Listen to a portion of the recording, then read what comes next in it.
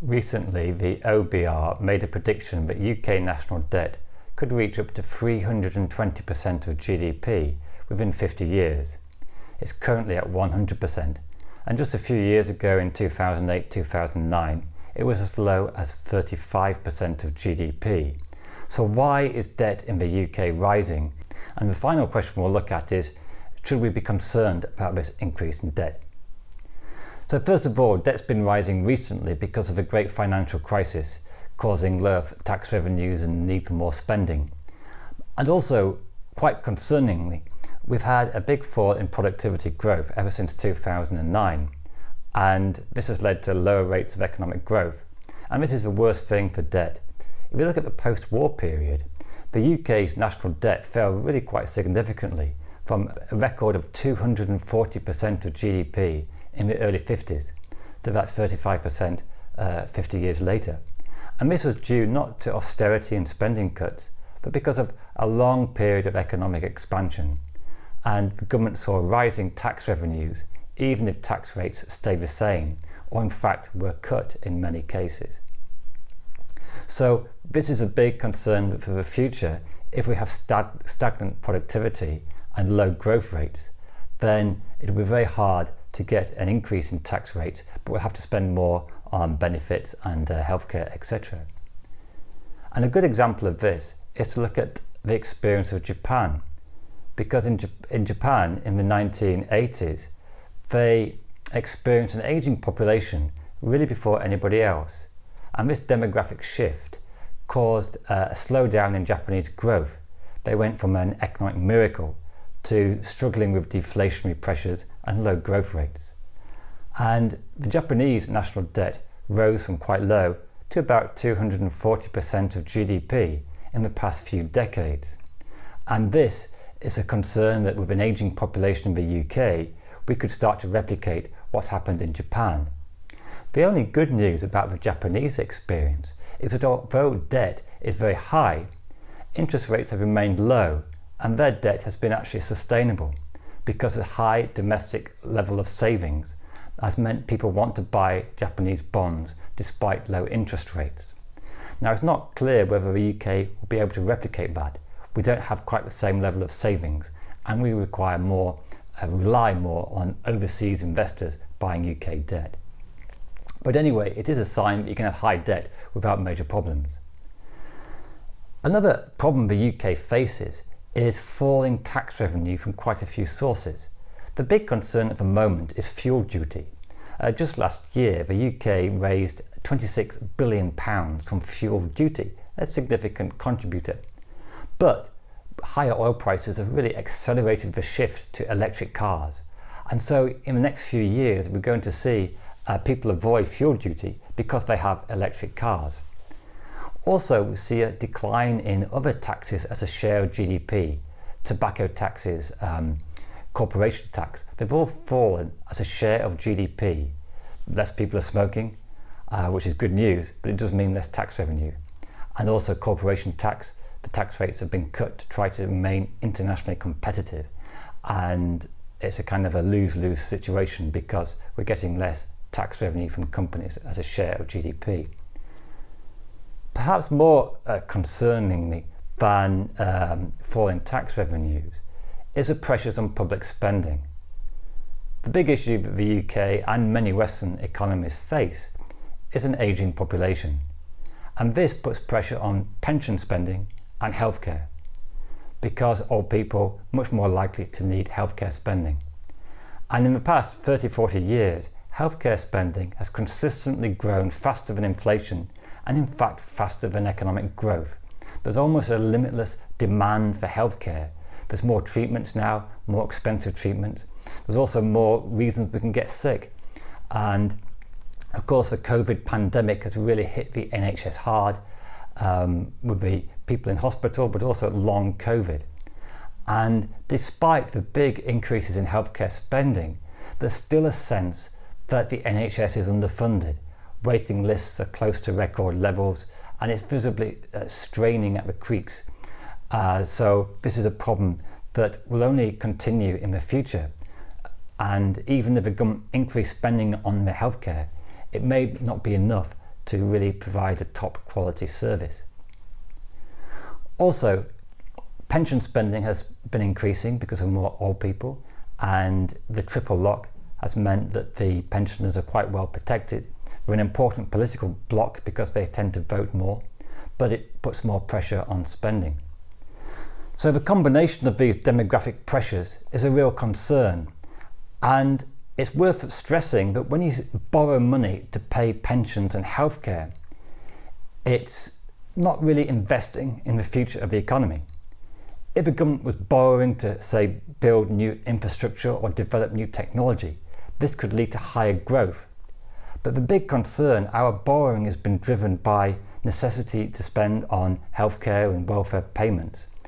But that doesn't help to increase the rate of economic growth very much. So although we're borrowing, we're not going to see an increasing growth rate from it. Now also, the OBR have increased their forecast of debt because of recent geopolitical events with Russian invasion of Ukraine. And this is for a few reasons. First of all, there's been increased demand for more spending on defence, to increase defence spending as a share of GDP. And in the post-war period, the big increase in healthcare spending was generally financed by cutting defence spending. Now, as defence spending went down, healthcare spending went up. But if we're now in a situation where there's calls to spend more on defence spending, that's another constraint to debt, and it will either require higher taxes or just more borrowing.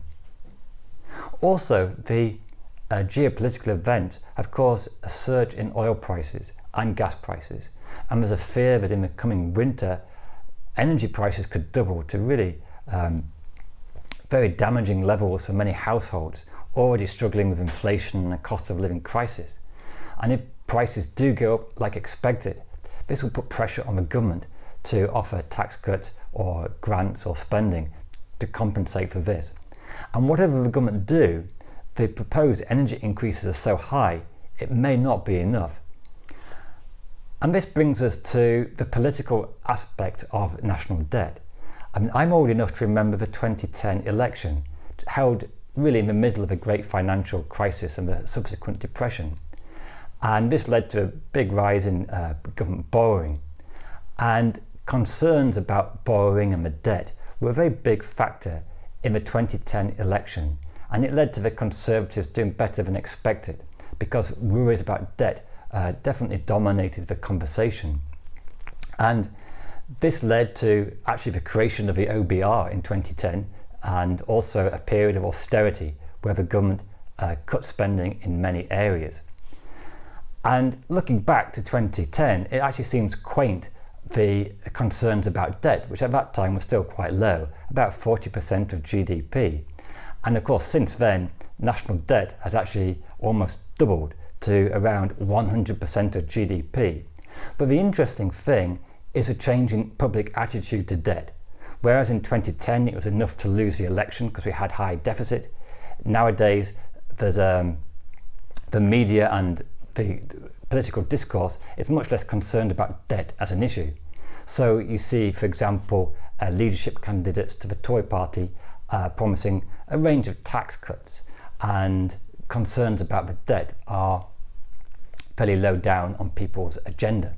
So in this climate, any government has a lot of political pressure to increase spending, try to keep taxes low or cut them. And it's hard to make all the unpopular decisions which would put debt on a lower trajectory, because it's simply unpopular to have to increase taxes and cut spending. And just going back to the point that at the moment the tax burden is actually quite high.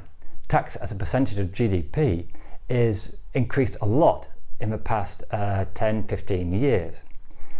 And yet, despite this increase in the tax burden, it doesn't really feel like public services are doing particularly well. There's still a sense that public services are underfunded. Public sector workers are saying that their wages have been cut compared to the private sector, and they're struggling with the cost of living crisis. And NHS needs more money, defence needs more money, education needs more money. So this highlights the difficulties the UK is facing, a shrinking tax base but more demand for spending. and a great sense of dissatisfaction because although tax rates have gone up, we're not able to spend what we want to or what we need to.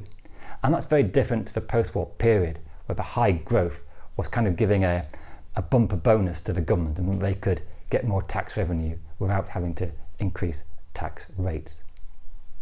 Now, it's worth saying that the OBR forecast is very hit and miss. I mean, to try to predict the economy in 50 years' time is incredibly difficult because, I mean, who knows what will happen in the next 2 years, let alone the next 50 years.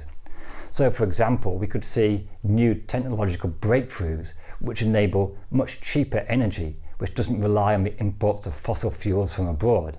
And if we've got cheap energy from, say, nuclear fission or really super fantastic solar panels and wind energy, then this would solve a lot of the cost of living crisis in the UK, and it would be much easier to increase taxes because people's cost of living would be lower. So there's many things that could change, but at the moment debt is on an upward trajectory.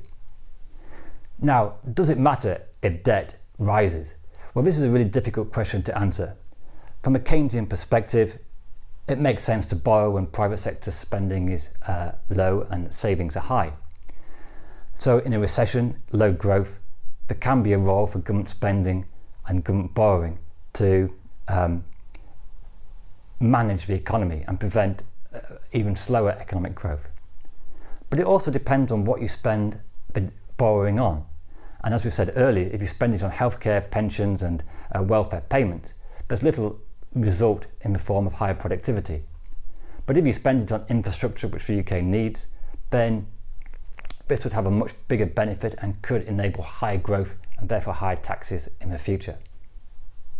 So these are some of the reasons the UK debt is forecast to grow, and hopefully in the future I'll do another video in more detail on how much can a government borrow, what's the ideal level of borrowing, and should we be concerned when debt rises, because there's no easy answer to that particular question. But I hope you enjoyed this video, and feel free to make a comment, and if you've got any questions you want asking about economics, feel free to ask. Thank you. Bye.